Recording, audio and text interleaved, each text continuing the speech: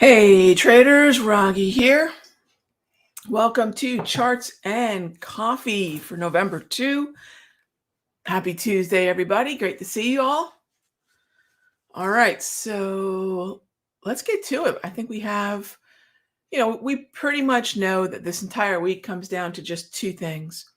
One is, of course, Wednesday's FOMC, and that's going to be a big part of how traders want to position themselves in front of what is anticipated to be, more detail on the timing and the amounts and the pace of taper, right? A lot of fuss over over this clearly, uh, and for good reason. Is this so? I get a lot of questions about this, and let me just tackle this because I love this question that it comes up, and it has to do with discounting. We all know that the Fed is on Wednesday. We all know taper is on the agenda. So if this is known, that means it's already been what's known as discounted. It's already been broadly assumed that this little creature here, that's a taper, by the way. This little creature is coming up on Wednesday. And this is given folks in the US dollar, the 10-year, the 30-year, the equity markets, time to presume, to assume what's going to be said and how it's going to be said, and then position accordingly. The shock, the volatility, the chaos comes from if what we've assumed is the message and the way the message is delivered is not actually what happens. And that's where the volatility happens. It's the same thing between what we expect earnings to be for a particular company and then what the actual is, or what we expect non-farm payroll numbers to be and what actually is. So expectations are set, and then we look at the reality versus expectation.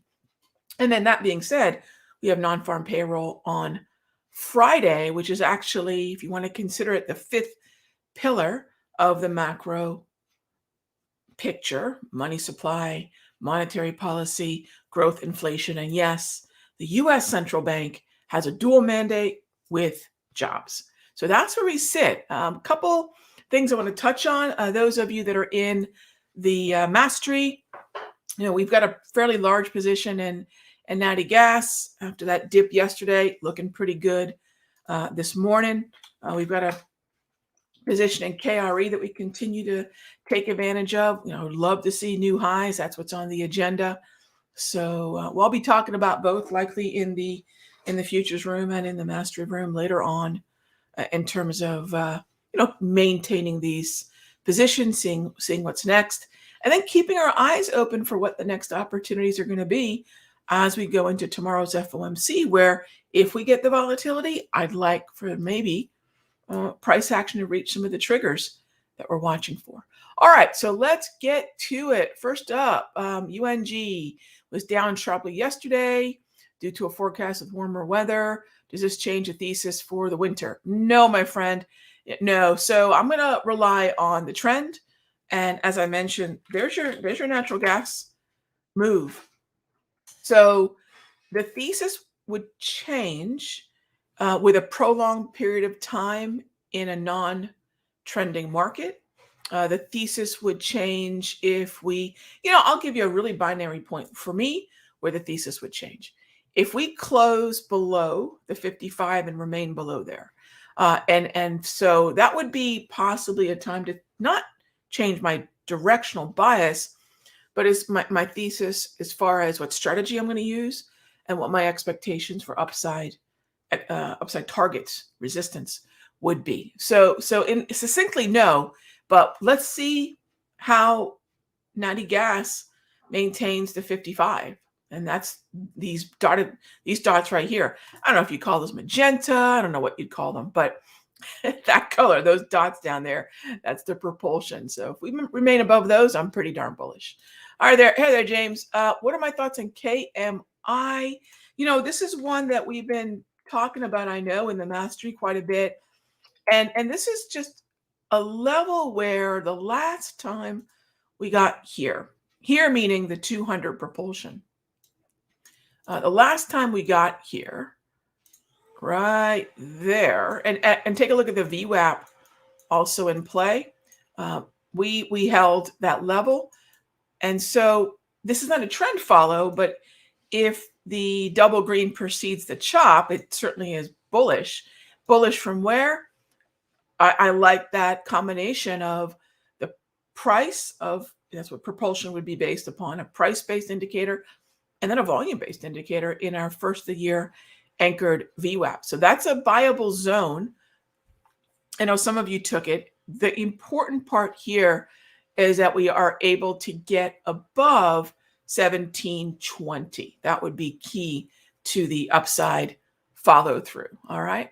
All right. Next up, how many green candles? Hey there, Tim. How many green candles does it take for the lower range of the JT multi to go green? They're not related. It's moving averages. Yeah, it's the moving averages, my friends. So the grab candles are reliant on candles positioning according to the 34 EMA high to 34 EMA low and in between. So is it above the high? Is it below the low? Or is it inside? The JT multi is studying the 8, 13, 21, 34. So there's no set number of candles. It's when do those moving averages fully stack from 8 to 34, either suggesting the path of least resistance is higher or lower. All right. So I hope that helps.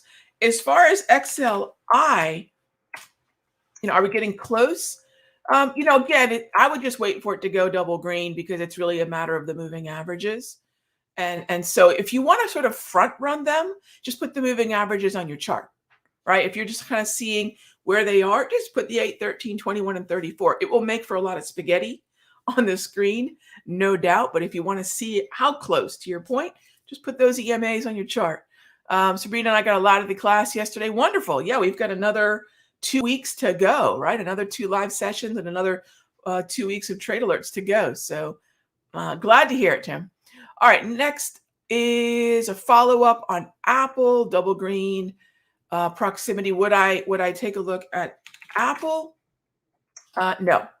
XLK is probably a little bit more interesting. Microsoft even more so, but I would pass on Apple for now. And again, I'm not going to front run the double green. As I like to remind everybody, don't front run the process, right? Yesterday on Twitter, my buddy Anthony Credelli, some of you might have caught John or I on his podcast. I love his podcast. It's on YouTube. Big fan of what Anthony does. And he had a great tweet, which is your process is your profit, right? So I like to remind everybody, don't front run the process. If the process is waiting for certain colors, certain candles, whatever, I'll just wait. I think for me, if I were to see things getting close, I might start to front run my own darn process. So I really just rather wait until the light goes green. It reminds me of for my second anniversary, my husband and I, for our second anniversary, my husband and I went to Pro Stock Motorcycle Racing School, good old NHRA. And this is back when George Bryce and Shell Sealing were coaching it, which was unbelievably cool to have a legit competitive NHRA team teaching you how to launch a Pro Stock motorcycle, 3 Gs at launch. 0 to 100 miles an hour in less than 2 seconds. I've never thrown a leg over a bike that does anything like that before. Anyways, we have to wait for the lights, right? You front from the lights, you red light. You red light, you can't even make your run. I look at it that way. I've got to wait for the light. And yeah, we can kind of time it, but we want to wait for it to go green. If we jump that, right, we're disqualified from the run. And I look at it in a lot of that way. All right. So what's the best strategy for a leap call 1 to 2 years? Oh my gosh. Kawant, cool question. Looking longer duration, but I don't have nearly enough to work off of there. So, I mean, follow the trend is the best strategy, right? Follow the best trend. But here's the thing. I mean, that's really a setup conversation. And then if you're looking at something 1 to 2 years, the only way to get clarity on that and not get shaken loose would probably be at minimum a weekly time frame, a weekly interval, or a monthly. So I don't quite have enough to go there, but I'll work on from there. But I would say trend follow. I would also say, more importantly, lengthen the duration of the interval of the chart you're looking at, for sure.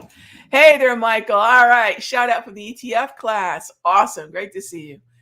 All right, next up, good morning. Hey there, Mark. Been called yesterday and asked, oh gosh, we have so many great traders um, in our roster. I appreciate that, but I'll tell you what, I learned something from darn near everybody.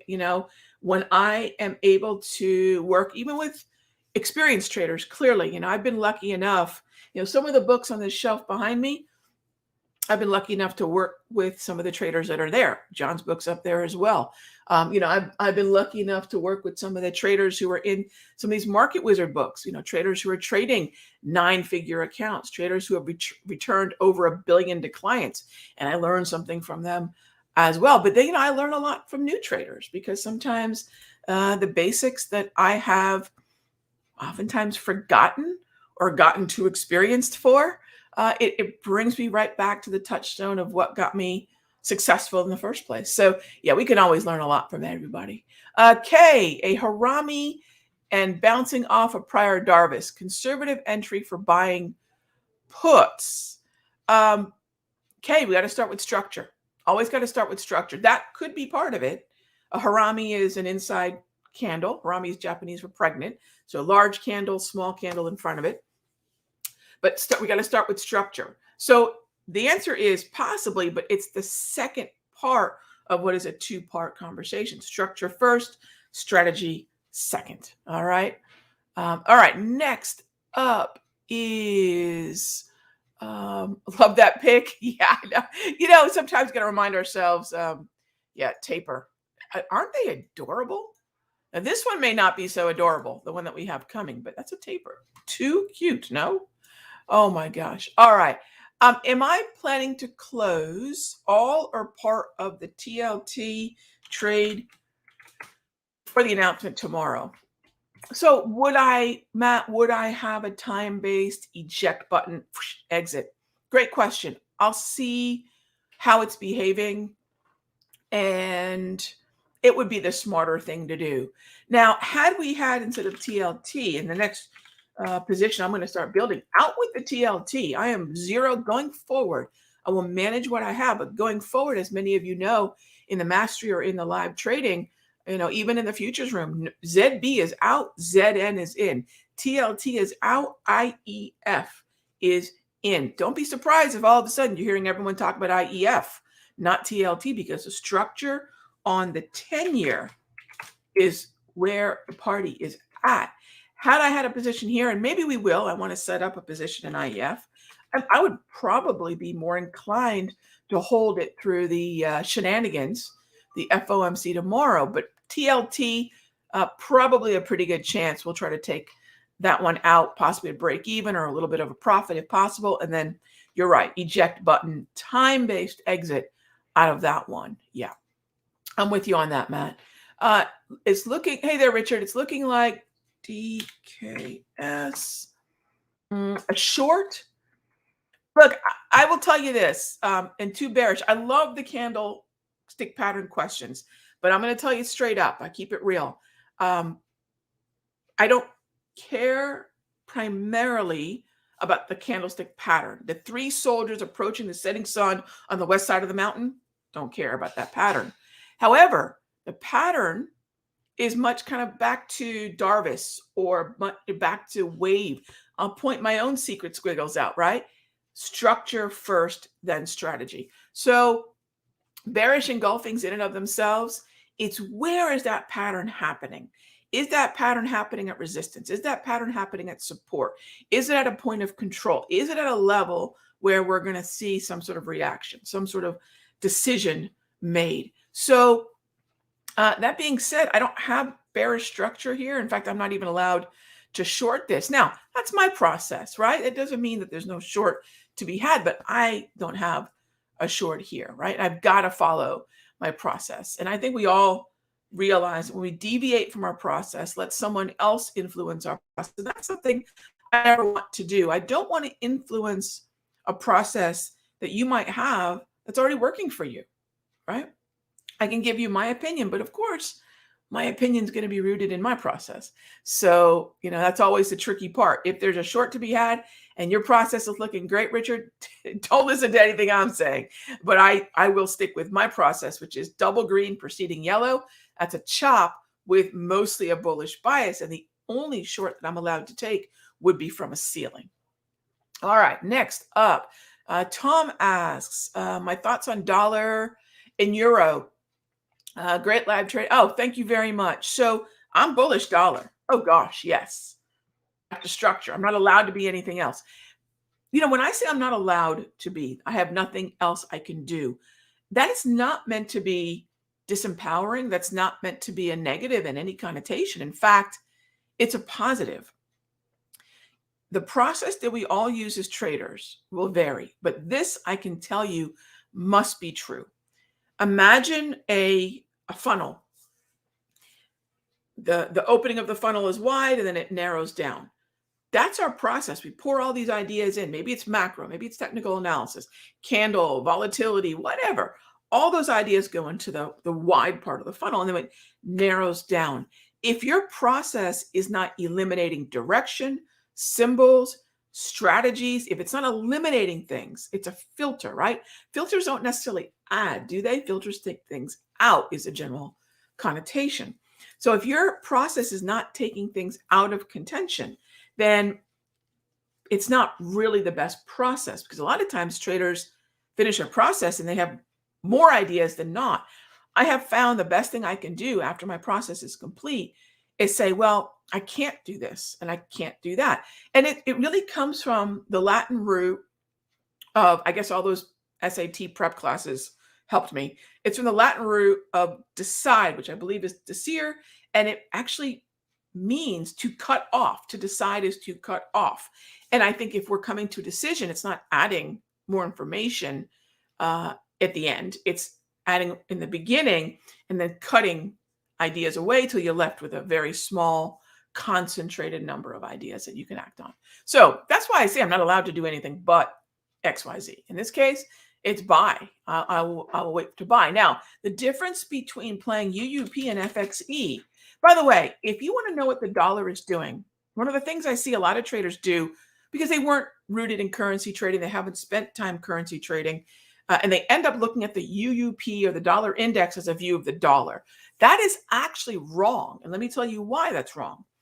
The dollar is about 56-7% euro, and then some fairy dusting of a bunch of other currencies, pound, yen, Swedish krona, a number of currencies.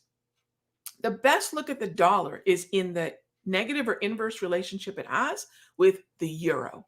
The euro and the dollar are the only 90+% steady correlation in any market. Most correlations come and go, and they're quite, they can be quite low, 70, 60, 40%. I mean, correlations are not that tight, nor are they fixed, except for when it comes to the euro currency, the single currency, and the greenback. That said, if you want to know what the dollar is doing, don't look at the UUP. Don't look at the DX futures. Look at the euro. And so if the euro is in a downtrend or mostly bearish, that really is a good pure look at dollar strength. So if I like dollar strength against a lot of other currencies, then it makes sense to not be so singular in my focus, where it's dollar against something. Then I'm better off playing the basket, because if I think the dollar is going to be stronger than a wide range of currencies, then the dollar buy in the UUP makes sense. If not, I'll look at dollar buys via FXE puts or 6E shorts or Euro US Forex shorts. So I hope that makes sense. All right, next up, Pablo asked about CLF. This is a tough one. Here's what I would say about this. Pablo, this is what I would do real quick. Just about out of time here.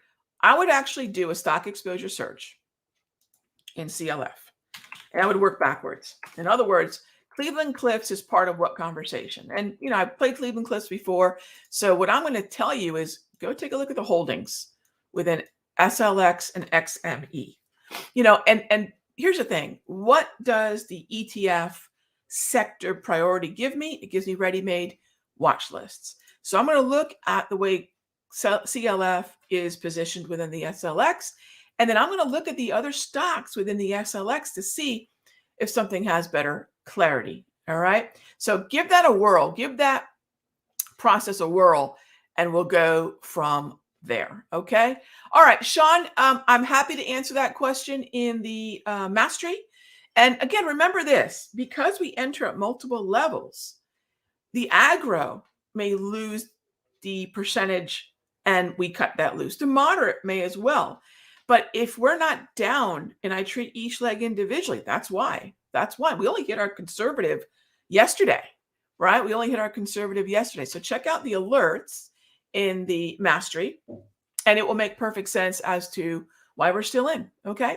I'm really transparent about the process. And because the risk management is pretty much a formula, you know, with each entry, what that risk is and what the downside to your account is. And that's what we like to focus on.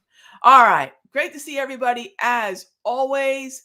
And yes, hey there, Deborah. Good morning. I'll see you all in the futures room in here just a moment. We're going to kick off our morning of some day trades. We'll take a look at some longer term time frames towards the latter end of that session. All right. I'll see you all in the options room later on today at 2. All right. Be good to each other.